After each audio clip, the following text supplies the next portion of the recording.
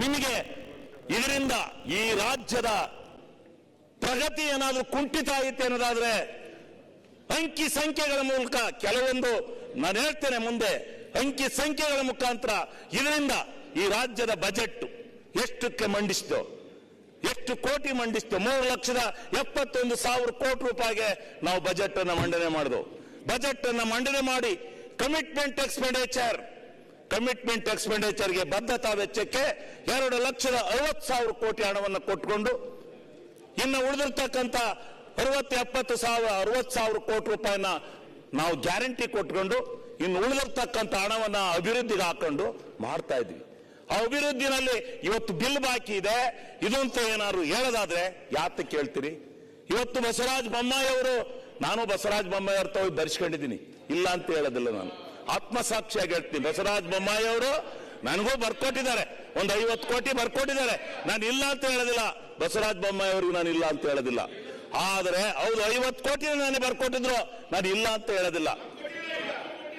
ರೇ ಈಗ ನಿಮಗೂ ಕೂಡ ಕಾಲ ಬರುತ್ತೆ, ಇರೇ ಸ್ವಲ್ಪ ಇರ್ರಿ. ಅವ್ರು ಬರ್ಕೊಟ್ಟಿದ್ದು ರೇ ಸ್ವಾಮಿ, ಅವ್ರು ಬರ್ಕೊಟ್ಟಿದ್ದು ಅವ್ರು ಇಳಿದು ಹೋಗುವಾಗ ಬಿಡ್ರಿ, ಅವ್ರು ಇಳಿದು ಹೋಗುವಾಗ ಬರ್ಕೊಟ್ಟು ತಮಾಷೆ ಮಾಡ್ತಿದ್ದೀರಾ? ತಮಾಷೆ ಸುನೀಲ್ ಕುಮಾರ್ ತಡ್ರಿ ಹೇಳ್ತೀನಿ ನಾನು. ಇವ್ರೆ ತಡ್ರಿ 10 ಯಾಕೆ 20 ಕೊಟ್ರ ತಡ್ರಿ ಇರ್ಲಿ ಇಳಿದು ಹೋಗುವ ಕೊಟ್ರು. ಆದ್ರೆ ಏನ್ ಮಾಡಿದ್ರು ಗೊತ್ತದು? ಇರಿಗೇಷನ್ ಇಲಾಖೆನಲ್ಲಿ ನಿಮ್ಗೆ ಒಬ್ಬರಿಗೆ 50 ಕೋಟಿ ಕೊಟ್ಟಿರ್ಬೇಕು. ಎಲ್ಲರಿಗೂ 4 ವರ್ಷದ 25 ಕೋಟಿ ಕೊಟ್ಟಿಲ್ಲ. ಈಗ ಅದು ಹೇಳದ್ ಬೇಡ, ನಾನು ಹೇಳ್ತೀನಿ. ಯಾತಕ್ಕೆ ಒಂದು ವ್ಯವಸ್ಥೆಯನ್ನ ತಗೊಂಡ್ರು ಅಂತಂದ್ರೆ, ಆ ಕೊಟ್ಟೋದು ದುಡ್ಡು ಇನ್ನು ಯಾರಿಗೆ ಬಿಟ್ಟೋದ್ರು ಗೊತ್ತಾ? ಮುಂದುವರೋ ಸರ್ಕಾರಕ್ಕೆ ಬಿಟ್ಟೋದ್ರು. ಇರಿಗೇಷನ್ ಡಿಪಾರ್ಟ್ಮೆಂಟ್ ಒಂದರಲ್ಲಿ ಎಷ್ಟು 1,24,000 ಕೋಟಿ ಆರ್ಡ್ ಅಂಡ್ ವರ್ಕ್ ಹ್ಯಾಂಡ್ ಟೆಂಡರ್ ಕರೆದು ವರ್ಕ್ ಆರ್ಡರ್ ಕೊಟ್ಟೋದ್ರು. ಬಿಲ್ ಎಷ್ಟು ಬಾಕಿ ತಗೊಳ್ಳಿ, ಬಿಲ್ ಬಾಕಿ PWD ಎಷ್ಟು ಬಿಲ್ ಬಾಕಿ ತಗೊಳ್ಳಿ, ಯಾವ್ಯಾವ ಇಲಾಖೆಯಲ್ಲಿ ಎಷ್ಟೆಷ್ಟು ಬಾಕಿ ಬಿಟ್ಟೋದ್ರು ಕೇಳಿ. ಸಿದ್ದರಾಮಯ್ಯನವರು ಹಿಂದೆ ಬಿಟ್ಟು ಇರ್ಬೋದು, ಅದ್ ನಮಗೆ ಗೊತ್ತಿಲ್ಲ. ಆದ್ರೆ ಈ ಬಾಕಿನ ತೀರಿಸ್ಬೇಕಲ್ಲ, ಇವತ್ತು ಈ ಬಾಕಿ ತೀರಿಸ್ಲೇಬೇಕಲ್ರಿ. ಇವ್ ಕೊಡದೇ ಇದ್ರೆ ಈಗೆಲ್ಲ ಬಿಲ್ಲ. ಮೊನ್ನೆ ದಿವಸ ನಮ್ಮ ಡಿವಿಷನ್ ನಲ್ಲಿ ಬಿಲ್ಲು ನಮ್ಮ ಇವ್ರಿಗೆ ಬರಲಿಲ್ಲ. ಎಲ್ಲ ಹಿಂದೆ ಬಿಜೆಪಿ ಕಾರ್ಯಕರ್ತರು ಮುಖಂಡರುಗಳು ಯಾರು ಮಾಡಿದ್ರು ಅವ್ರು ಹೋತು ಬಿಲ್ಗಳೆಲ್ಲ. ಏನ್ ಮಾಡಕ್ಕಾಗುತ್ತೆ? ಕಾನೂನು ಕೊಟ್ರು, ಹೌದು ಅವ್ರದ್ದು ಬಾಕಿ ನಿಂತಿದೆ, ಅವ್ರ ಕಾಲದ್ದು ಅಂತ ಹೇಳಿ ನಾವು ಬಿಡಕ್ಕಾಗುತ್ತಾ?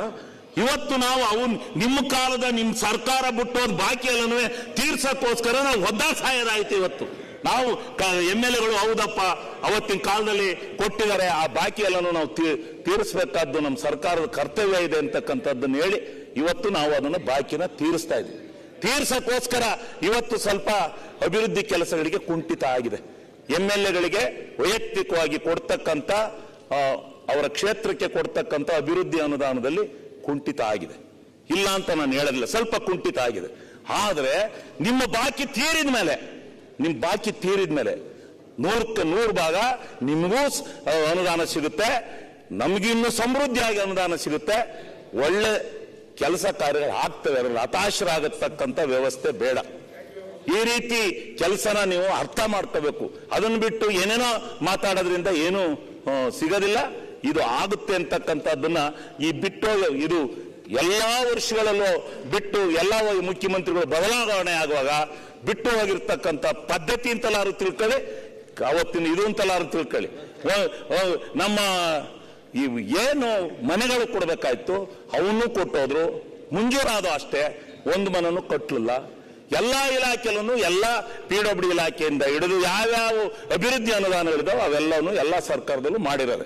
ಅದನ್ನು ಓಪನ್ ಮಾತಾಡ್ಕೊಂಡು ನಮ್ಮ ಅಭಿವೃದ್ಧಿ ಕೆಲಸಗಳಿಗೆ ನಾವು ಕುಂಠಿತ ಮಾಡೋದು ಬೇಡ. ಅದಕ್ಕೆ ಪ್ರಾಮಾಣಿಕವಾಗಿರ್ತಕ್ಕಂಥ ಹೋರಾಟಗಳನ್ನು ನಾವು ಮಾಡ್ಕೊಂಡು ಹೋಗೋಣ.